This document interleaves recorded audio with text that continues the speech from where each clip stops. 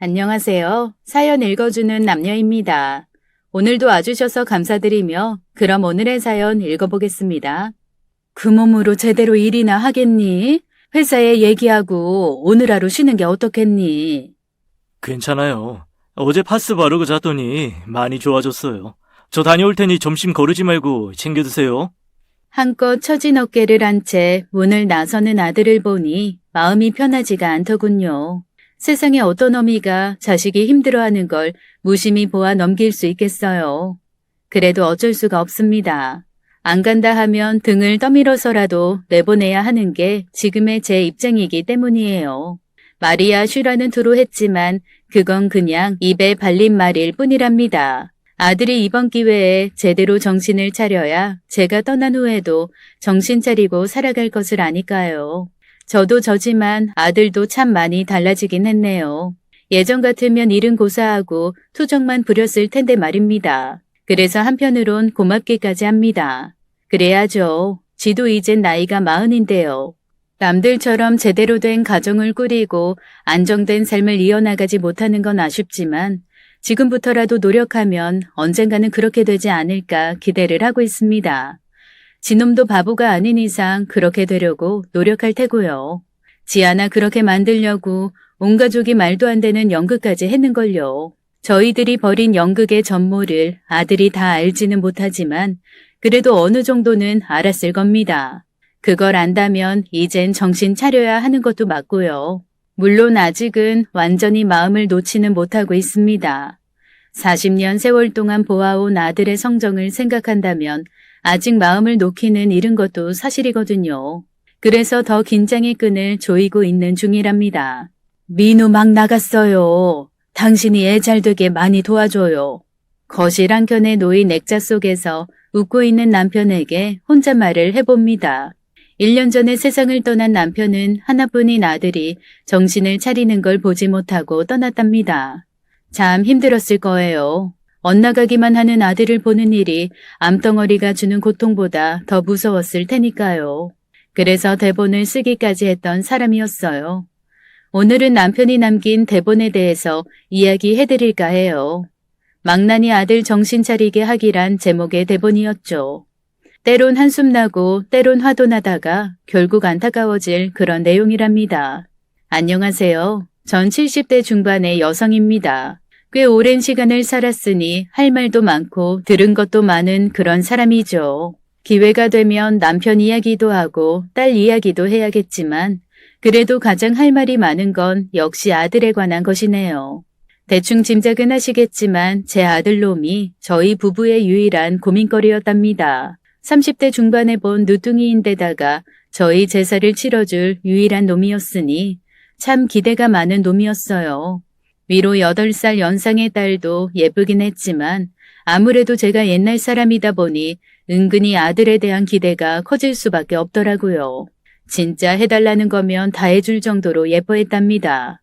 다행히 남편이 물려받은 것도 많았고 사업도 그만해서 돈 걱정 안 하고 자식을 키울 수 있었어요.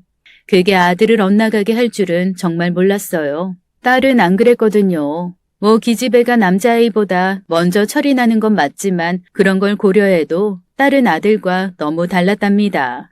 크게 바라는 것도 없었지만 저희가 주는 모든 것에 언제나 감사할 줄 아는 아이였거든요. 방학이 시작되는 날이면 가방 가득 상장을 담아와 저희 부부를 웃음 짓게 만드는 그런 아이이기도 했고요. 다른 학부모들이 각자 자식 이야기를 꺼낼 때면 가장 할 말이 많게 만들어주는 자랑스러운 아이였어요. 그래서 8년 후 본 아들도 그럴 거라고 생각했어요. 어차피 제 뱃속에서 나온 아이니 크게 다를 바 없다고 생각한 거죠. 착각도 그런 착각이 없었네요. 똑같은 부모 밑에서 동등한 사랑을 받고 자라도 다를 수 있는 게 아이란 게 몰랐답니다. 딸을 키울 때는 칭찬을 받으러 다녔던 곳이 학교였는데 아들 때는 고개를 숙이러 가는 곳이 학교로 변해버렸을 정도였어요. 그래도 크면 나아지겠지 하는 기대를 놓지는 않았답니다. 어릴 때야 그럴 수 있는 거라고 생각했거든요. 3살 벌은 여든 간다는 말이 괜히 있는 게 아니더군요. 아들은 간신히 지방에 이름 없는 대학에 들어가고 나서도 달라지질 않았어요. 또래들보다 많은 용돈을 받았음에도 수시로 남편 아닌 제게 몰래 돈을 달라고 그랬거든요. 그 돈 모두는 술 먹고 게임하는 데 들어갔고요. 생각해보니 제 잘못이 큽니다. 자식을 마냥 감싸는 것만이 사랑은 아닌데 말이죠. 이유가 없는 건 아닙니다. 애들 아빠는 엄격한 편이거든요. 아무리 예쁜 아들이라고 해도 잘못한 게 있으면 크게 꾸짖었답니다. 딸이야 그런 경험이 없었지만 아들에겐 그게 일상이었어요. 하루가 멀다 하고 야단을 맞고 코가 쑥 빠진 놈을 보니 마냥 안타까울 수밖에 없었어요. 그러니 제가 더 신경을 써주었는데요. 그게 문제였던 겁니다. 아들은 군대를 다녀오고 대학을 졸업하고 나서도 예전과 다르지 않은 생활을 이어나갔답니다. 취직을 해도 몇 달 버티지 못하고 회사를 그만두기 일쑤였어요. 그래도 아쉬울 게 없었으니 그랬던 거였죠. 부모가 부유하니 없는 집 자식들처럼 월급을 못 받는다고 삶의 불편함을 느낄 필요는 없었으니까요. 애 키워보신 분은 아실 겁니다. 자식이 취직 못해서 기가 죽어있는 꼴을 보고만 있을 수는 없죠. 그래서 카페도 차려줬고 PC방이란 것도 차려줬어요. 어떻게든 자기 힘으로 돈을 벌어 생활하기만을 기대하면서요. 아들은 단 한 번도 그 기대에 부응하지 않았답니다. 그 사이 제 누나는 취직도 하고 시집도 가며 평범한 삶을 꾸렸답니다. 딸 이야기를 하니 또 기분이 좋아지네요. 딸이 데려온 사위가 또 참 좋은 아이였거든요. 경상도 남자라 그런지 무뚝뚝한 면은 있지만 그래도 사람 대하는 게 누구보다 진심인 그런 사람이었어요. 가끔씩 불쑥 찾아와서는 남편 좋아하는 술을 내밀기도 하고 때로는 꽃다발을 제게 주기도 했거든요. 그러니 저희 부부가 예뻐할 수밖에 없었답니다. 오죽하면 아들이 사위의 반의 반만 닮았으면 원이 없겠다고 했을까요? 아들이 좀처럼 정착을 하지 못하는 사이에도 시간은 쉼없이 흘렀답니다. 아들로 인한 고민은 여전했지만 그래도 큰 무리 없이 살았어요. 그러던 중 벌어진 일 하나가 저희 가족 모두를 커다란 충격에 빠뜨렸어요. 남편의 몸에서 암이 발견되었거든요. 방광암 2기. 남편에게 내려진 진단이었답니다. 소소한 잔병치레야 나이가 있으니 감수해야 할 일이었지만 암같이 무서운 병이 생길 줄은 몰랐어요. 커다란 슬픔에 빠진 우리와는 달리 남편은 덤덤하더군요. 다들 왜 그리 울상이야? 의사가 그랬잖아. 수술하고 치료 잘 받으면 얼마든지 건강을 회복할 수 있다고. 네, 저도 의사인 지인에게 물어봤는데 방광암 2기면 충분히 치료 가능하다더라고요. 아버님이야 워낙 강골이시니 금방 좋아지실 거예요. 정말이지? 정말 낫는 거지? 네, 그래도 가족들이 힘을 보태야 할 겁니다.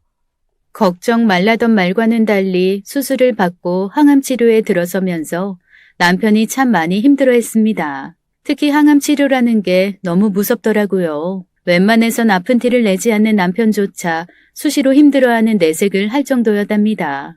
그래도 잘 버텨주었어요. 저를 위시해 딸과 사위도 암에 좋다는 온갖 것들을 찾아다니며 남편에게 주었고요. 그 와중에도 아들놈은 참 무심하다 싶을 정도였어요. 아버지가 아프던 말던 지 할 일만 하고 다녔으니까요. 엄마, 나 내일부터 한 일주일 집에 안 들어와요. 왜? 어디 일 가니? 일은 아니고 여행, 보라카이 다녀올 거예요. 보라카이? 그게 어딘데? 필리핀이요. 필리핀의 제주도쯤 생각하면 되겠네. 아버지 아프신데 꼭 지금 가야겠니? 이미 약속한 거라 어쩔 수 없어요. 그리고 아버지 돌아가신 것도 아닌데 매형도 그랬잖아요. 각자 할 일 충실히 하면서 지내면 된다고. 틀린 말은 아니었습니다. 남편이 아프다고 해서 하던 일을 그만둘 이유는 없었으니까요. 그래도 서운한 건 사실이었습니다. 아들을 제외한 모두가 다 남편을 신경 쓰고 수시로 챙기는 것에 비해 아들은 아무것도 하지 않다시피 했거든요. 하다못해 말이라도 했으면 그러지도 않았어요. 그래도 어쩝니까? 이미 약속되어 있던 일정이라는데요. 말로는 그러더라고요. 일하는데 필요한 정보를 얻으러 간다고. 저야 보라카이가 어딘지도 모르고 그곳에 뭐가 있는지도 모르니 그런갑다 했지만 사실은 그게 아니었답니다.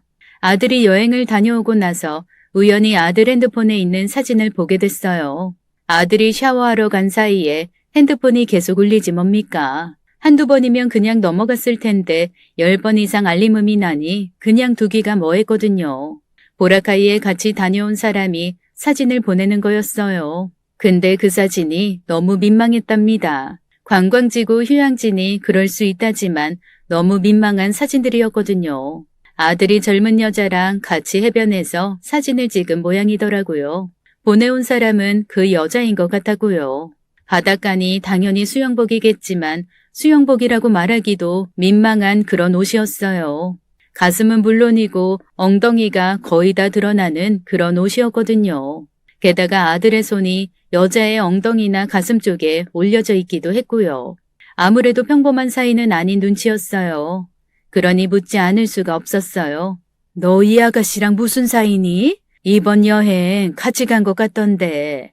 샤워를 마치고 나온 아들에게 핸드폰을 내밀며 묻자 아들이 벌컥 화를 내대요.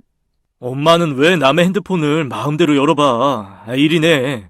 보려고 본 게 아니야. 계속 울리니까 그런 거라고. 그건 그렇고 정말 이 아가씨랑 무슨 사이야? 사귀니? 혹시 결혼이라도 생각하고 있는 거야? 결혼은 무슨. 그냥 잠깐 만나는 거야. 그러니까 쓸데없는 생각하지 마. 잠깐 만난다는 아들의 말은 진짜가 아니었어요. 결국 아들이 그 여자를 집에 데리고 왔거든요. 인사드려. 아버지, 제가 사귀는 친구예요. 안녕하세요. 정지은이라고 합니다. 그래요, 반가워요. 좀 놀랐네. 저놈이 여자를 데리고 온 게 처음이라. 지난번에 본 그 아가씨냐? 자기 혹시 내 사진 어머니께 보여드렸어? 보여준 건 아니고, 엄마가 그냥 봤지. 맞아요, 엄마가 본 그 애. 사진에서 본 거랑 다른 느낌이었습니다. 하기야 그때 사진은 거의 보다시피 한 거였으니 그럴 수밖에 없었어요. 단정하게 차려입고 오니 다른 사람 같더라고요. 그래도 전체적인 느낌은 일반적인 아가씨 같지는 않았어요. 나중에 알았는데 그 아이가 술집 같은 데서 일하는 친구였다더라고요. 아버지, 저 오피스텔 하나 얻어서 독립하고 싶어요. 이 나이까지 부모님 밑에서 산다는 것도 좀 그렇고요. 오피스텔이라니. 너 혼자 나가서 어떻게 먹고 살려고? 내가 애야. 그리고 혼자 안 살아. 얘랑 같이 지낼까 하고. 괜찮죠? 같이 지낸다니. 결혼한다는 뜻이냐? 아직 결혼은 그렇고요. 일단 같이 살려고요. 결혼도 안 한 사이에 같이 산다니 망측하게 그게 무슨 소리야. 너는 몰라도 저 아가씨한테는 신뢰가 되잖니. 실례는 우린 그러기로 했어. 그치? 네, 전 괜찮아요. 제가 민우 씨 많이 사랑해서요. 지금 와서 생각하니 참 뻔뻔한 아이였어요. 진짜 사랑하는 건지는 그 아이만 아는 일이었겠지만 뒤에 일어난 일을 보면 그 아이가 사랑한 건 아들이 아니라 우리 집 재산이지 싶었거든요. 펄쩍 뛰는 저와는 달리 남편은 조금 고민하는 눈치였습니다. 요새는 동거 후에 결혼하는 친구들도 많으니 뭐 안 될 건 없지만 그래, 오피스텔 얻을 돈은 있는 거지? 제가 좀 모으긴 했는데 요새 집값이 너무 많이 올라서 그래서 찾아뵌 거예요. 조금만 지원해 주시면 안 될까요? 설마 했는데 역시나더군요. 저야 거절해야 된다고 생각했지만 남편은 조금 더 생각해보자고 했답니다. 아들이 여자를 바래다 준다고 나간 뒤 남편이랑 얘기를 했어요. 진짜 독립하게 둘 거야? 결혼도 아니고 동거라잖아. 이제 민우 말대로 나이도 있고 또 자기가 책임져야 할 사람이 생기면 저놈도 좀 정신 차리지 않을까? 알잖아. 내 몸이 어떤지. 당장 무슨 일이 있는 건 아니지만 언제 잘못돼도 이상한 것도 아니고 내가 떠나기 전에 저놈이 정신 차리고 자리 잡는 건 보고 싶은 마음도 있고. 말도 안 되는 소리 하지 마. 당신이 잘못되긴 뭘 잘못돼. 다시 그런 소리 하면 나 진짜 화낼 거다. 그래, 미안하이. 아무튼 민우가 이번 일을 계기로 정신을 차릴 수 있을 것 같아서 그래. 결혼이 아니라는 게 좀 걸리지만 뭐 일단은 살게 하는 것도 방법이지 않을까? 당신 말대로 그렇게 되면 좋겠지만 저놈이 그간 한 게 있으니 그리고 지난번에 가져간 돈도 적지 않은데 또 돈을 달라는 것도 그렇잖아. 당신이 그때 한 말 기억 안 나? 이번이 마지막이라고. 그렇긴 해. 근데 그때는 내가 아프기 전이니까 에이, 몸이 아프니 이런저런 생각이 많아지네. 당신이 정 안 내키면 어쩔 수 없지만 한 번 더 믿어주는 건 어떨까? 겉으로는 내내 괜찮다던 사람이 실제로는 안 그랬나 보더라고요. 언제 자신이 잘못될지 모른다는 생각을 계속하고 있었던 거였어요. 그래서 아들이 독립하고 여자와 살겠다는 요청을 받아주려 했던 거고요. 그렇게까지 말하니 저도 더 이상 반대를 할 수가 없었답니다. 남편의 말대로 아들놈이 정신을 차릴 수 있는 기회가 될 수도 있으니까요. 그렇게 아들이 독립을 했습니다. 그 과정에서 실망을 많이 했어요. 아들은 오피스텔을 구할 돈 대부분을 자기 힘으로 준비할 것처럼 말했지만 실제로는 전혀 사실이 아니었거든요. 거의 90%에 가까운 돈은 남편에게서 가져갔답니다. 돈이 아까워서가 아니었어요. 언제까지 우리가 자신의 뒤를 받쳐줄 수도 없는데 계속 저러고 살면 어쩌나 싶어서였던 거죠. 그러고 나갔으면 잘 살아야 하는 거 아니었을까요? 아들은 여전히 정신을 못 차렸답니다. 아빠, 이번엔 절대로 도와주면 안 돼요.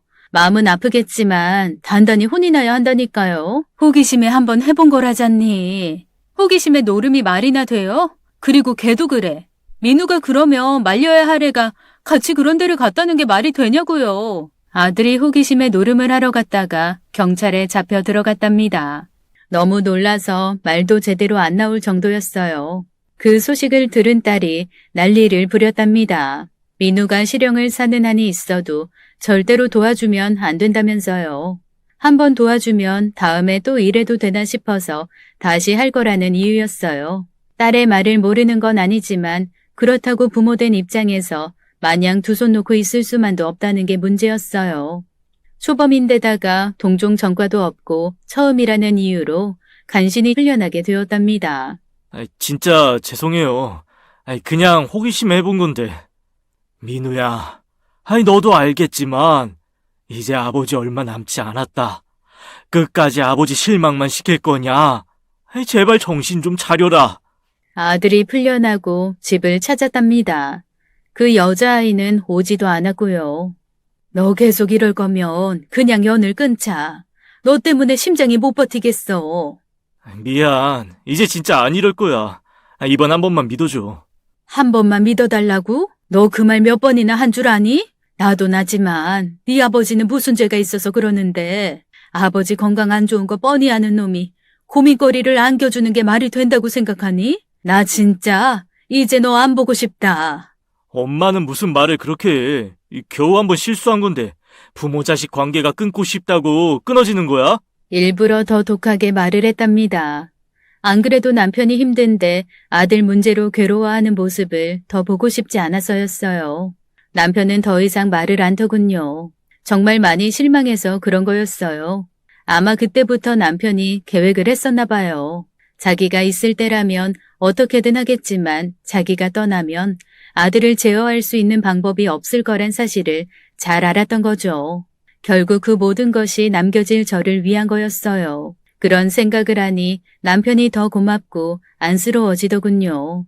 그 일 이후 거의 반년 가까이 아들과 연락을 끊다시피 했습니다. 무소식이 희소식이 되기를 기대하면서요. 그런데 그게 한계였습니다. 자식이란 게 뭔지 시간이 흐르니 또 보고 싶고 걱정이 됐답니다. 바보 같다고 해도 어쩔 수 없는 일이었어요. 아들이 좋아하는 반찬 몇 가지를 해서 집을 찾았답니다. 전화도 안 하고 간 게 문제였을까요? 아들의 집엔 아무도 없더군요. 어쩔 수 없이 반찬을 문 앞에 놓고 오려는데 누군가 요란하게 전화를 하며 오더군요. 아들과 같이 산다는 그 아이였습니다. 아는 체를 하려고 했는데 전화에 정신이 팔린 탓인지 저를 못 보고 지나치지 뭡니까? 처음에는 일부러 모르는 체 하는 거라고 생각했어요. 처음 인사 왔을 때도 받고 그 다음에는 집을 구하고 나서 제가 두어 번 찾아갔으니까요. 근데 진짜 모르는 게 분명했어요. 그게 아니라면 제 앞에서 그런 전화를 당당하게 할 수는 없었을 테니까요. 내 말이 지 말로는 금방 유산 받을 것처럼 말해서 내가 이러고 있는 건데 지금 같으면 나보다 오래 살겠던걸? 뭐라고? 그래, 일단은 더 기다리려고. 지금껏 같이 산 게 아깝잖아. 돈만 받으면 그땐 알면서 뭘 물어봐. 야, 전화 끊어. 집에 다 왔어. 얼른 들어가야 돼. 렌즈가 빠져서 눈에 보이는 게 없다고. 얼른 들어가서 안경 써야 돼. 그래, 들어가. 그냥 모르는 채 하는 건 아니었더군요. 보아하니 눈이 많이 나쁜 모양이었어요. 그래서 렌즈를 끼고 다니는데 그게 잘못돼서 사람을 못 알아본 거였거든요. 거기까지는 이해가 갔는데 문제는 전화를 하면서 내뱉은 말들이었어요. 무슨 말일까 고민을 하는데 그 아이 목소리가 절 깨우더군요. 이게 뭐야? 택배인가? 주소도 없고. 잘 보이지도 않는 눈으로 주섬주섬 통을 열더니 인상을 찌푸리지 뭡니까? 아우, 냄새. 뭐야, 반찬이네. 이걸 누가? 아, 그 할머니가 가져다 놓은 건가? 이런 걸 왜 갖다 놓는 건지 버리기도 귀찮은데. 그러더니 반찬통을 그대로 문 앞에 둔 채 집으로 들어가더군요. 진짜 기가 막히대요. 시어머니가 해준 반찬을 버리는 며느리 얘기를 듣긴 했지만 그게 실제로 일어날 줄이야. 당장 가서 홍군형을 내고 싶었지만 방금 전 통화 내용이 걸려서 그러지도 못했답니다. 제가 아무리 바보라 해도 그 아이가 하는 말이 무언지는 알 수 있었어요. 결국 그 아이가 아들과 사는 건 재산을 물려받으면 한몫 떼어 먹겠다는 거였으니까요. 아들은 그 사실을 알고는 있을까요? 아는 건 아니라고 생각했어요. 그걸 알고도 같이 살 수는 없는 거 아닐까요? 그래도 당장 아들한테 말하지는 못했어요. 일단은 남편에게 먼저 그 이야기를 했답니다. 정말로 그 애가 그런 말을 했다고? 그렇다니까. 나인 줄도 모르고 전화로 그런 말을 하더라. 내가 얼마나 놀랐는지 몰라. 처음 봤을 때부터 이상하긴 했어. 당신한테 말은 안 했지만 평범한 아이는 아닌 것 같았거든. 민우한테 당장 말해줘야겠지? 그래야겠지. 그런데 민우가 믿을까? 당신이랑 그렇게 다투고 갔는데 괜히 당신이 없는 이야기 지어낸다고 생각할 수도 있어. 그럼 또 사이만 나빠질 거야. 그렇다고 그냥 둬? 내 아들을 이용하는 게 뻔한데. 일단 당신은 가만히 있어. 내가 말해볼 테니까. 남편의 예상은 정확했습니다. 남편이 아들을 불렀어요. 그 아이의 속셈을 알았으니 아들에게 알려줘야 했으니까요. 아버지 지금 무슨 말씀하시는 거예요? 수정이가 그런 말을 했다고요? 그걸 아버지한테 직접 말한 거예요? 그럴 리가 있냐? 네 엄마가 반찬 가져다 준다고 니네 집에 갔다가 그 애가 전화 통화하는 걸 들었다는구나. 반찬이요? 집에 그런 거 없던데? 도대체 왜 그러세요? 제가 잘못한 건 맞지만 그렇다고 이런 말도 안 되는 거짓말을 하실 건 없잖아요. 그냥 제가 수정이랑 갈라서라고 말하시는 게 낫죠. 수정이가 저를 얼마나 사랑하는데요. 저 돈 없을 때 생활비를 다 내준 게 수정이에요. 진짜 돈이 목적이었다면 벌써 갈라섰어야 하는 게 맞겠죠. 진짜 들었다니까. 걔가 렌즈가 빠져서 눈에 보이는 게 없다고도 그랬고. 걔 눈만이 나쁜 거지? 앞에 있는 사람도 못 알아볼 정도로. 그건 맞아요. 근데 그거야 아실 수도 있는 거잖아요. 엄마 진짜 왜 그래요? 저 갈게요. 이런 말씀 하시려면 저 부르지 마세요. 콩깍지가 쉬어도 단단히 쉬었더라고요. 부모 말도 안 믿는 게 그 증거였어요. 이제 아들에겐 저희보다 그 여자가 더 소중한 사람이 되었더군요. 그렇게 아들과는 점점 더 멀어졌습니다. 대신 그 역할을 사위가 맡게 되었고요. 남편은 자신이 약해질수록 더 사위를 찾았답니다. 아마 아들이 해야 할 몫을 사위에게 물려주려 했던 거겠죠. 사위는 충분히 그럴 능력이 있었으니까요. 게다가 그럴 의지도 있었고요. 진짜 많은 힘이 되어주었어요. 제가 아무리 남편을 챙긴다고 해도 남자가 필요한 순간이 있기 마련이잖아요. 그럴 때면 언제나 사위가 그 자리를 메워주었어요. 사실 사위가 그리 한가한 사람은 아니었거든요. 남편의 암 발병 얼마 후 사위가 다니던 회사를 나와서 독립을 했답니다. 워낙 그 바닥에서 실력을 인정받았던지라 자기 회사를 차리고 나선 더 정신이 없어졌음에도 사위는 장인의 일이라면 최우선적으로 맡아주었답니다. 때로는 저를 빼놓고 둘이서만 이야기를 하는 일도 부쩍 늘었을 정도였어요. 아마 그 즈음에 남편은 자신의 계획을 사위와 이야기했던 모양이에요. 다 남겨질 저를 위한 계획이었답니다. 남편과 사위의 만남이 잦아지는 것에 비례해 남편의 몸도 점점 나빠졌어요. 어느 순간부터는 밥을 먹는 것조차 힘들어할 정도였어요. 그래선 안 되는데 저도 모르게 잔소리를 하게 될 만큼이요. 제발 밥 좀 먹어. 밥을 안 먹으니 살이 빠지잖아. 이 사람아, 나라고 먹기 싫어 그럴까? 안 들어가. 들어가는 순간 목구멍에서부터 막히는 걸. 그러지 마. 나 죽고 나면 지금 잔소리 하는 게 다 후회로 남을 걸. 정말로 그랬습니다. 남편이 떠나고 나서 그동안 제가 했던 그 모든 말들이 하나하나 다 후회가 됐거든요. 좀 더 잘해줄 걸, 좀 더 다정하게 말할 걸 하는 생각들이 차고 넘쳤을 정도로요. 그래도 그때는 어쩔 수 없었어요.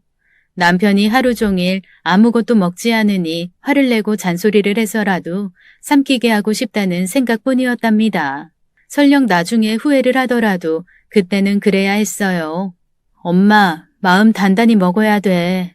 아빠 이젠 진짜 얼마 안 남으셨어. 의사가 마음의 준비를 하는 게 좋다고 말하더라. 민우는 요즘 아예 연락 없지? 괘씸하긴 해도 그래도 아들이잖아. 민우한테는 내가 연락할게. 아빠 가시기 전에 뵈야지. 딱히 대답할 말이 없었습니다. 딸이 연락을 하지 않았다면 저라도 했을 테니까요. 아무리 괘씸해도 자식은 자식이고 그러면 남편의 마지막을 지켜야 하는 게 맞았습니다. 아버지, 몸이 왜 이래요? 거의 1년 만에 보는 아들이었습니다. 어떻게 사는지는 모르겠지만 그리 나빠 보이진 않더군요. 아버님, 저도 왔어요. 빨리 쾌차하세요. 함께 산다는 그 여자도 함께 와더군요. 지난번 그 일이 떠올라 상대하기도 싫었지만 그래도 남편을 보겠다고 온 사람을 내칠 수는 없어 그냥 뒀습니다.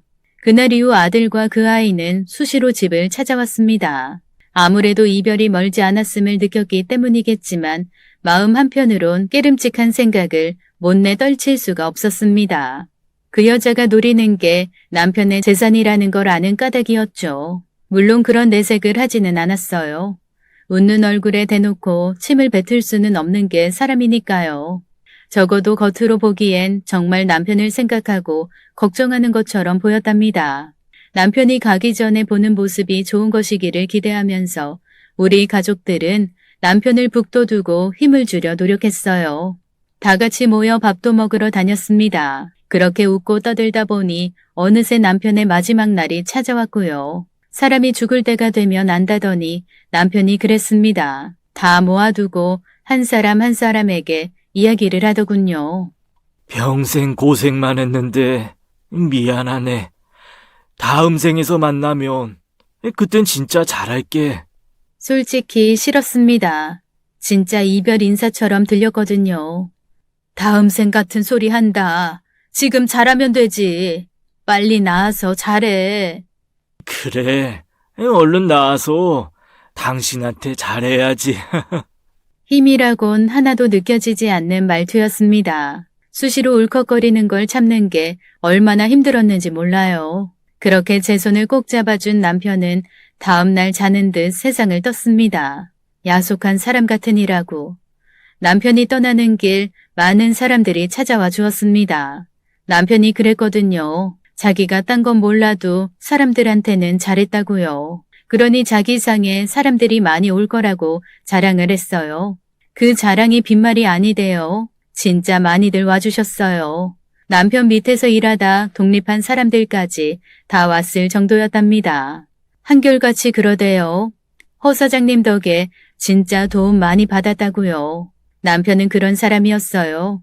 모두가 눈물 짓는 그 와중에도 눈물 자국 하나 내비치지 않던 사람이 바로 아들과 사는 그 아이였어요. 정식으로 결혼을 한 건 아니니 상복을 입을 수도 없고 그럴 필요도 없었지만 그래도 식장을 지켜야 한다고 생각했는데 그 애는 안 그랬답니다. 뭐가 그리 바쁜 건지 잠깐 보이나 싶다가도 어느새 사라졌으니까요. 그 아이가 보인 건 상이 끝난 뒤였습니다. 남편의 유언장에 따라 유산을 분배하는 과정에서는 단 한 번도 빠지지 않았거든요. 아버지 재산이 이게 다라고요? 그래, 어차피 이 집은 처음부터 어머니 명의였고 아버님 동산은 생전에 거의 다 소진하셨어. 처남한테 간 것도 적지 않고 아버님이 수시로 기부를 하셨거든. 그때 분명히 보았답니다. 그 여자애가 짓던 표정이요. 실망이 가득한 얼굴이었어요.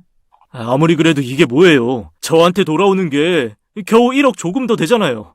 믿을 수가 없어요. 아버지 재산이 이 정도밖에 안 될 리가 없잖아요. 아들의 의심은 정당한 것이었습니다. 솔직히 저도 꽤 놀랐거든요.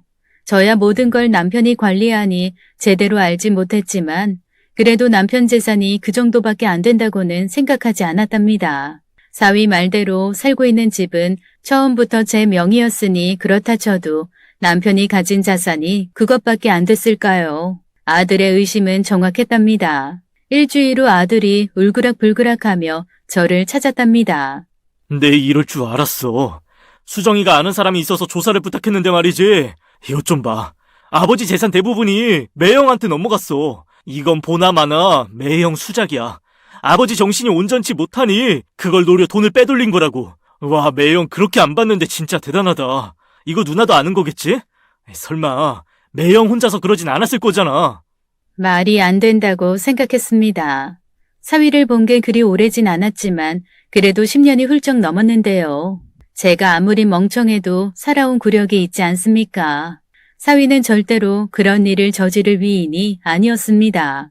그러나 그런 제 믿음과는 달리 아들이 보여준 증거는 너무도 명확했어요.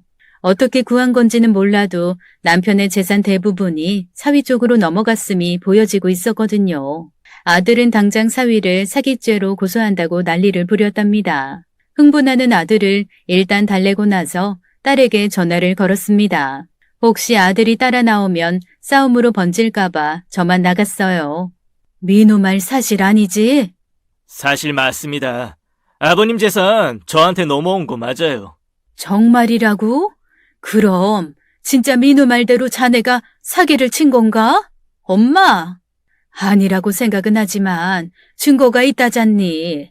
민우가 가져왔더라. 그 아이가 잘하는 형사가 있어서 부탁을 했대. 그걸 보면서도 아니라고 생각했는데 민서방이 저렇게 말하니 난들 어째. 민우는 고소한다고 난리야. 민서방 말이 사실이라면 고소당하기 전에 내놓고 유산 다시 나눠야 하는 거 아니니? 그럴 일은 없습니다. 이미 저한테 넘어온 건데요. 제 돈을 왜 나눕니까? 진짜 기가 차대요. 10길 물속은 알아도 1길 사람 속은 모른다지만 사위가 이럴 줄은 몰랐습니다. 새삼 돈이 얼마나 무서운 건지를 깨달았어요. 몇 번이고 더 말했지만 사위의 태도는 강경했습니다. 딸도 그런 사위의 편을 들었고요. 더는 제가 할 수 있는 일이 없었어요. 거봐, 내 말이 맞지? 그래서 내가 간다고 했잖아. 엄마가 뭘 알아? 진짜 무서운 사람들이다. 그런데 엄마는 매번 매형이랑 누나 편만 들었었지. 내가 이럴 줄 알았다니까. 얌전한 고양이가 더 무서운 법이라고. 어쩔 수 없지. 증거가 명확하니 고소해서 받아낼 밖에. 형제끼리 어떻게 그래? 좀 더 이야기해보면 안 될까? 순진하기는. 엄마가 이야기해도 안 들었다며. 자기 돈인데 왜 내놓냐고 하는 인간들인데 말이 통할 것 같아? 저런 인간들은 콩밥을 먹여야 정신을 차려. 엄마는 그냥 있어. 내가 다 알아서 다 할게. 결국 아들이 고소를 하고야 말았답니다. 아들은 금세 이길 거라며 득이 양양했어요. 남편의 재산이 넘어간 증거가 확실하니 당연히 그럴 거라고 생각한 거죠. 실제로 재판 과정에서도 아들의 증거가 큰 힘을 발휘했답니다. 재판이라는 게 참 그렇더군요. 가족 간의 유산을 두고 다툼이 일어났음에도 따져야 할 게 한둘이 아니었거든요. 그래도 드라마에서 보는 것처럼 판사가 다 결정하는 것은 아니었답니다. 2차례 변론을 하고 나서 판사가 저희 가족을 다 불렀거든요. 자기가 판결을 내리기 전에 조정을 하라고 권유했답니다. 아들 말로는 가족 문제여서 이런 경우가 많다더라고요. 우리도 끝까지 가는 걸 원하진 않아. 매형이 돈만 토해낸다면 서로 얼굴 붉힐 필요도 없고 뭐 한 짓이야 괘씸하지만 엄마 말대로 그동안 매형이랑 누나가 아버지한테 잘한 것도 있으니 좋게 끝내고 싶어. 근데 판사가 조정안 제시하는데도 끝까지 버티겠다고 그러면 그때는 어쩔 수 없지 뭐. 신문에 재산 갈취한 사이라고 실리고 싶다면 그렇게 해줄 수밖에. 맞아요. 저도 몇 번 보지는 않았지만 그래도 민우 씨 누나고 매형이잖아요. 적절한 조정안이면 저희도 수락하기로 했어요. 그쪽 변호사가 조정 신청을 한 걸 보면 자기들도 더는 안 된다고 생각했나 봐요. 어머니도 괜찮으시죠? 난 아무래도 좋아. 이걸 아버지가 보시면 얼마나 슬프시겠니. 서로 더 얼굴 붉히지 않고 합의할 수 있기만 바랄 뿐이다. 그렇게 하기로 아들과 입을 맞췄습니다. 얼마 후 조정 기일이 왔고 저희는 다 함께 판사님을 만났어요. 피고 측 변호인이 조정 신청을 요청했고 그에 따라 조정 절차에 들어갑니다. 조정 전에 제가 한마디 하겠습니다. 제가 유산 때문에 가족 간의 다툼이 일어나는 경우를 왕왕 봅니다만 사실 이게 바람직한 건 아니라고 생각해요. 돈이 중요한 건 사실이지만 가족보다 더 중요할 수는 없는 거니까요. 부디 오늘 이 자리에서 현명한 합의를 이루시고 다시 예전처럼 화목하게 지내시기를 바랍니다. 그럼 시작할까요? 피고 측은 원고의 요청을 수락하실 건가요? 아니요, 그럴 생각 없습니다. 그럴 생각이 없다면 왜 조정 신청을 한 건지 모르겠네요. 이미 고인의 재산이 피고에게 흘러간 증거도 명확한데 말이에요. 존경하는 판사님 말대로 재판이 끝까지 가면 서로 감정만 상할 거고 그런데도 이렇게 나오시면 저희는 재판을 끝까지 밀어붙일 수밖에 없다는 건 잘 아시죠? 그걸 원하시는 겁니까? 아니요. 재판을 끝까지 할 생각은 없습니다. 그런데 돈은 안 내놓으시겠다. 전 잘 이해가 안 됩니다만. 네, 그러시겠죠. 이유는 간단합니다. 고인이 재산 상당액을 민중기 씨한테 준 이유는 그 돈이 처음부터 민중기 씨의 것이었기 때문입니다. 민중기 씨는 유산을 갈취한 것이 아니라 자신이 받아야 할 돈을 되돌려 받은 것이기에 이 재판은 처음부터 무효라는 뜻입니다. 무슨 개소리야! 아버지 재산이 왜 저 사람 거라는 거냐고! 원고, 정숙하세요. 제 법정에서 그런 말을 하면 안 됩니다. 판사님, 말이 안 되잖아요. 이걸 봐주십시오. 차용증입니다. 고인이 민중기 씨에게 돈을 빌렸다는 증거입니다. 그 돈을 자신이 죽기 전에 변제한 거고요. 갑자기 등장한 차용증에 분위기가 급격히 달라졌습니다. 그 말이 사실이라면 사위가 돈을 토해낼 이유가 없는 거였으니까요. 차용증이라니? 그런 게 어딨어? 원고 변호사와 판사가 피고 변호사가 제시한 차용증을 꼼꼼히 훑어보더군요. 이런 게 있었다면 진작 내놓아야 하는 거 아닌가요? 그럼 애당초 이 재판이 열릴 이유도 없었으니까요. 판사님, 아무래도 의심스럽습니다. 이게 조작된 것일 수도 있습니다. 원고 변호사 말에 일리가 있네요. 왜 이걸 이제야 내놓는 겁니까? 이미 2번의 변론이 있었는데 말이죠. 제가 한 말씀 드려도 될까요? 네, 해보세요. 사실 이런 자리를 원하지 않았습니다. 아버님이 아시면 진짜 실망하실 테니까요. 그래서 고민을 많이 했습니다. 가능하면 법적 다툼 없이 유산 상속 절차를 마치고 싶었는데 처남이 끝까지 소송을 한다더군요. 그랬어도 좋게 해결하고 싶었습니다. 무엇보다 이 사람이 그걸 원했거든요. 딸의 표정이 참 어둡더라고요. 하긴 계속 그랬답니다. 동생이랑 유산을 두고 다투는 게 뭐 그리 신나는 일이겠어요. 그래서 차용증을 제시하는 것도 미뤘고요. 재판 중이라도 좋게 이야기할 수 있을 거라는 기대를 포기하지 않았는데 처남이 절대 물러서지 않는다는 것을 보고 나니 어쩔 수 없었습니다. 방금 변호사께서 이게 조작된 걸지도 모르다 하셨는데 그런 일 없습니다. 서명도 분명히 아버님 것이고요. 이미 공증까지 거친 문서입니다. 이건 바로 확인시켜드릴 수 있고요. 그런 이유란 말이죠. 그래도 진작 내놓았으면 여기까지 안 와도 됐지 않습니까? 죄송합니다. 저희 의뢰인께서 재판 과정에서 고인의 비밀이 드러나는 걸 원하지 않으셔서 고인이 이런 채무를 지고 있다는 걸 알리고 싶지 않았던 의뢰인의 마음을 헤아려 주시기 바랍니다. 네, 알겠습니다. 그럴 수 있죠. 이게 분명히 법적으로 공증되었다는 것을 확인하면 이 재판은 더 의미가 없게 됩니다. 원고 측 변호사도 이해 없으시죠? 네. 이봐요. 그러면 어떡해요? 저거 가짜라고. 당신이 그거 밝혀야 하는 거 아니에요? 그런 거 하라고 비싼 돈 준 거잖아요. 죄송합니다. 그런데 저 차용증이 공증을 받은 거라면 진짜라는 뜻이에요. 피고는 받아야 할 돈을 받은 거니 그걸로 다툴 수는 없습니다. 공증이니 뭐고 다 필요 없어. 저거 저 사람이 조작한 거 맞다니까. 우리 아버지 성격을 내가 몰라? 아무리 힘들어도 사위한테 돈을 빌릴 양반이 아니라고. 그리고 그럴 이유도 없고. 정숙하세요. 억울하시면 나중에 다시 따지시면 됩니다. 혹시 모친께서 알고 계시는 게 있을까요? 듣기론 고인과 사이가 좋으셨다니 저런 이야기를 하셨을 수도 있을 것 같은데. 아들과 그 여자의 눈이 반짝이더군요. 마지막 희망의 동아줄을 기대하는 눈치였답니다. 네, 맞습니다. 그이가 사업이 어려워서 사위한테 돈을 빌릴 거라고 했어요. 공증이 뭔지는 모르지만 분명히 저한테 그런 말을 한 적이 있어요. 엄마, 어머님! 거의 동시에 아들과 그 여자에게서 비명 같은 외침이 나오더군요. 자기 편이라고 믿었던 제가 갑자기 사위 편을 들었으니 그럴 법도 하죠. 정확한 액수는 모르지만 분명히 그런다고 했어요. 그래서 사위가 저희 집을 자주 찾기도 했고요. 워낙 깔끔한 사람이니 죽기 전에 정리했을 거라고는 생각했는데 저놈들이 저한테 말을 안 해줘서 몰랐어요. 미안하다. 그런 거였으면 나한테 귀띔이라도 해주지. 미안. 엄마가 알면 마음 상할까 봐. 죄송합니다. 이쯤 되면 더 볼 것도 없겠네요.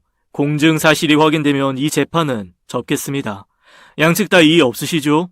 아들과 그 여자를 제외한 모두가 동의를 했답니다. 두 사람이 아무리 발악을 해도 법적으로 분명한 사안이었으니 그럴 수밖에 없었답니다. 결국 공증 사실이 확인됐고 재판은 종료됐어요.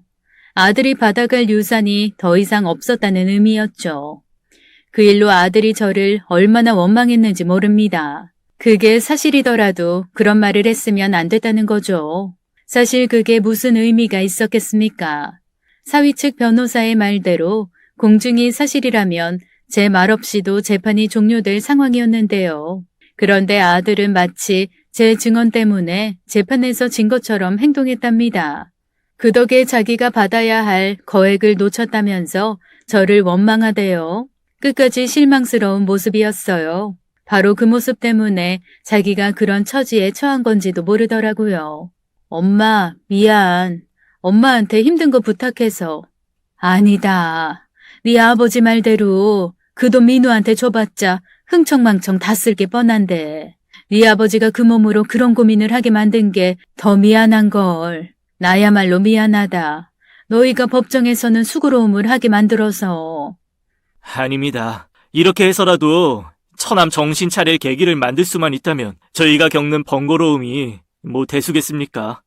그나저나 이번 일로 처남이 어머니 원망 많이 할 텐데 괜찮으세요? 나는 괜찮아. 원망 아니라 욕을 들어도 돼. 저놈이 정신 차릴 수만 있으면 이것보다 더 심한 일 당해도 괜찮아. 사실은 그랬습니다. 저 처음부터 다 알고 있었어요. 지난번에 딸과 사위를 만났을 때 다 말해줬거든요. 사실 남편이 사위한테 돈을 빌린 적은 없었어요. 그럼에도 이런 자작극을 벌인 건 아들 때문이었답니다. 가족이 아프건 말건 돈에만 눈독을 들이는 아들도 그랬고 그 아들의 빌부터 재산 욕심을 부리는 여자를 보면서 남편이 고민을 하다 이런 생각을 하게 된 거였어요. 남편 스스로 아들에게 유산을 남겨주지 않겠다고 선언해도 아들이 그를 받아들이지 않으면 어쩔 수 없는 게 우리 법이라더라고요. 유류분 제도라는 게 있어 아들이 소를 제기하면 일정 부분은 아들에게 돌아갈 수밖에 없다고 그러대요. 그걸 주지 않으려면 유산 자체가 없어야 하는데 그 방법을 찾다 떠올린 방법이었대요. 남편이 사위에게 돈을 빌렸다 갚는 거면 그 돈은 처음부터 사위의 것이니 유산에 포함될 수가 없는 거죠. 그래도 걱정이 없는 건 아니었어요. 민우 놈이 포기 못하고 또 달려들면 어떡해. 걱정 안 해도 돼. 아빠가 변호사 통해서 잘 처리해 놓으셨어. 이도 힘을 보탰고. 이가 아빠한테 돈을 빌려줬다는 증거가 차용증만 있는 게 아니거든. 실제로 돈이 이한테서 아빠한테 넘어갔다는 증거도 있어. 알잖아. 아빠 철두철미한 거. 나도 좀 놀랐어. 그 정도까지일 줄은 몰랐거든. 자세한 건 모르지만 아들이 아무리 꼬투리를 잡아도 어쩔 수 없을 거란 게 딸의 말이었어요. 남편이 혹시 불거질지 모르는 의혹까지도 다 완벽하게 막아놓았다더라고요. 이 돈은 일단 제가 잘 가지고 있겠습니다. 언젠가 될지는 모르겠지만 처남이 정신을 차린다 싶으면 그때 줘도 될 거고요. 안 그래도 돼. 그건 너희들 아버지 모신다고 고생한 게 어딘데. 어차피 나야 곧 죽을 사람이니 크게 돈이 필요한 것도 아니고. 아빠가 남겨준 돈이면 충분하지. 거기다 집도 있는데 뭐가 걱정이야? 그럼 내가 다 가져도 돼? 그럴 수야 없지. 우리 아빠가 그 고생을 하면서 한 일인데. 엄마, 너무 걱정 마. 민우 정신 차릴 거야. 그러면 저 돈으로 제대로 살 수 있을 거야. 그때까진 엄마 힘들겠지만 비밀 꼭 지켜야 되는 거 알지? 아들한테는 미안한 일이지만 남편의 유지를 생각한다면 반드시 그래야 할 일이었어요. 그렇게까지 했는데도 아들은 좀채 달라질 생각을 하지 않는다는 게 문제였지만요. 그 일 이후 아들은 저를 원망하며 발길을 뚝 끊었답니다. 그렇게 2달이 흘렀고요. 그쯤이었어요. 잠자리에 들려고 누웠으니 한 12시는 된 때였어요. 전화가 울리더군요. 아들이었습니다. 그 늦은 시간에 전화가 왔으니 놀라지 않을 수가 없죠. 서둘러 전화를 받았습니다. 목소리만 들어도 알겠더라고요. 잔뜩 술에 취한 목소리였어요. 엄마 때문이야. 나 이제 망했어. 나 어떡하냐고. 얼마나 취한 걸까요? 횡설수설하던 아들을 간신히 달랬습니다. 왠지 그대로 두면 안 될 것 같아 위치를 묻고는 데리러 갔어요. 허름한 포장마차 같은 곳이더군요. 혼자 마신 것 같은데 소주병이 4개나 되던 걸 봐선 엄청 마신 게 분명했습니다. 주인에게 술값을 계산하고 아들을 집으로 데려왔어요. 여전히 횡설수설이더군요. 일단 재웠습니다. 궁금한 게 많았지만 정신을 차리고 나야 묻든지 말든지 할 일이었으니까요. 다음날 아침 아들이 눈을 뜨고 나오는 걸 보고 식탁에 앉혔습니다. 콩나물국을 준비했어요. 말없이 국을 먹더군요. 저도 아무 말 없이 그 앞을 지켰고요. 먹는 걸 끝낸 후 비로소 말을 시작했습니다. 무슨 일 있는 거야? 왜 그렇게 많이 마셨고? 엄마가 많이 원망스럽니? 그래도 어쩔 수가 없었어. 지금은 안 되지만 나중엔 다 말해줄게. 정말 무슨 일이니? 주저하던 아들이 비로소 말문을 텄습니다. 여자가 도망갔대요.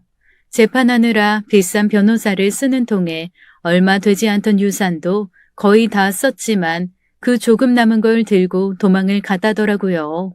충분히 그럴 나이였습니다. 그게 괴로워서 술을 마신 건가 했죠. 근데 그게 전부가 아니었어요. 그것이, 아니 수정이가 내 이름으로 여기저기 대출을 받았더라고. 신용이 없으니 은행도 아니고 이상한 데서 받았어. 거긴 이자도 엄청난데 내가 그걸 어떻게 갚아. 그 사람들 날마다 날 죽이겠다고 협박이야. 나 어떡해. 도망이라도 갈까? 그거 말고는 방법이 없어. 아들의 표정에는 절망만이 가득했습니다. 자기 힘으로는 도저히 감당이 안 된다는 이유였죠. 그게 어떻게 가능해? 네가 받은 것도 아닌데 왜 네 이름으로? 그 여자는 가능해. 그 여자가 술집 출신이라 그런 쪽으로 빠삭하거든. 내 도장이랑 신분증이야. 뭐 언제든 가져갈 수 있는 거고. 사정을 설명해도 안 되는 거야? 네가 받은 게 아니라고 말하면 되잖아. 그 사람들한테는 안 통해. 그 사람들은 누가 받는 게 중요하지 않거든. 돈만 받으면 그뿐이니까. 나 진짜 어떡해. 한 푼도 아니고 8천이나 돼. 그렇게 많은 돈을 대출받아서 도망간 거라고? 그래서 엄마가 말했잖아. 그 여자 네 돈 보고 그러는 거라고. 몰랐어. 난 진짜 걔가 날 좋아한다고 생각했어. 엄마, 나 어떡해. 다른 문제라면 고생을 하게 내버려 뒀겠지만 그건 그럴 수 없었답니다. 사채업자들이 빚쟁이를 어떻게 대하는지는 여기저기서 들어서 잘 알고 있으니까요. 제가 가진 돈으로 다 막을 수도 있었지만 일단은 사위와 딸에게 상의할 일이었어요. 마음이 급하다고 예전처럼 해버리면 아들이 또 예전으로 돌아갈 수도 있다고 생각했기 때문이었습니다. 진짜 너 바보야? 잠깐만. 윽박 지른다고 해결될 문제 아니잖아. 그러니까 8천이 원금인 거지. 사채 이자 생각하면 액수는 늘 거고. 내 말 맞아? 네. 그래도 돈 빌린 지 얼마 되지 않아서 이자가 많이 불지는 않았대요. 진짜 저걸 어째야 해? 여보, 어떡해. 일단 내가 그 사람들 만나볼게. 아무리 사채라고 해도 법정 이율이라는 게 있으니까 그건 넘지 않는 선에서 해결해야지. 당신 혼자 가지 마. 그런 사람들 무섭다면서. 무서워봤자지. 그래도 혼자는 안 갈 거야. 일단 윤 변호사님한테 연락해서 사무장이라도 데리고 가려고 해. 사무장이라면 그런 일은 변호사님보다 더 빠삭하니까. 사위의 판단은 옳았습니다. 윤 변호사님 사무실에 있던 사무장이란 사람이 법의 근거에 이야기를 하니 사채업자들도 마냥 억지를 부리지는 못했다더군요. 그렇게 아들 이름으로 된 채무를 다 변제했습니다. 그게 계속 아들의 발목을 잡게 내버려 둘 수는 없었기 때문이었어요. 저는 제 돈으로 하겠다고 했지만 사위와 딸이 그러지 못하게 했어요. 그 돈은 제 생활비로 써야 한다면서요. 결국 사위가 보관하던 남편의 유산으로 처리를 했지만 그 사실을 아들에게 말해주지는 않았어요. 일단 내 돈으로 다 처리하긴 했어. 감사해요, 매용. 그리고 죄송해요. 제가 어떻게 됐나 봐요. 더 들어. 누나랑 이야기했는데 그거 그냥 갚아준 거 아니야. 당연히 다 돌려받을 거야. 근데 처남이 당장 돈이 없으니 그럴 순 없고, 내가 아시는 분이 있어. 무역상 하시는 분인데 그분 사무실에서 일하도록 해. 무역일을 모르겠지만 그래도 처남이 경영학과 나왔으니 아주 무지하지는 않을 거잖아. 너 잘해야 돼. 네가 이번에도 매번 하듯 엉망으로 일하면 결국엔 네 매형한테 욕 돌아가는 거 알지? 그분 매형한테는 스승님 같은 분이셔. 그래서 너도 받아주시는 거고. 누나 말 알겠어? 매달 받는 월급에서 반은 가져갈 거야. 나머지 반은 저금하고. 알았냐고. 알았어. 그럴게. 고마워. 고맙기는. 엄마한테나 잘해. 엄마 다 늙은 아들 뒷바라지 할 신세니까. 그날 이후 아들은 생전 처음으로 제대로 된 일을 하기 시작했답니다. 익숙치 않은 일이다 보니 힘에 겨운 기색이 역력하지만 그래도 걱정했던 중도 퇴사는 안 하고 있으니 다행이랄까요. 게다가 일도 나름 재미가 있는 것 같기도 한 눈치더라고요. 제대로 일을 배워서 자기도 그런 사업을 해보고 싶다는 말도 하는 걸 보니 어쩌면 이번엔 남편의 바람이 통할 것 같다는 생각도 듭니다. 그래도 방심할 순 없다는 거 잘 알아요. 사람이 그렇게 쉽게 변하진 않는 동물이잖아요. 여보, 당신 아들 이번엔 정신 차리게 도와줘야 돼. 그 정도는 해줄 거지? 아들이 출근하면 매번 거실 한켠에 놓여진 남편 사진을 보며 부탁하는 게 일과가 되어버렸답니다. 다행히 지금까지는 남편이 잘 도와주고 있고요. 모쪼록 계속 그러기만 바라고 있어요. 그게 아니라면 남편이 그 고생을 해가며 써놓은 대본이 허사가 되니까요. 남편의 마지막 작품이 반드시 성공하기를 바라며 이만 제 얘기를 줄이겠습니다. 긴 시간 들어주셔서 너무 감사했습니다. 오늘 이야기 어떠셨나요? 오늘도 끝까지 함께 해주신 여러분 감사드립니다. 저희는 다음 사연으로 돌아올게요.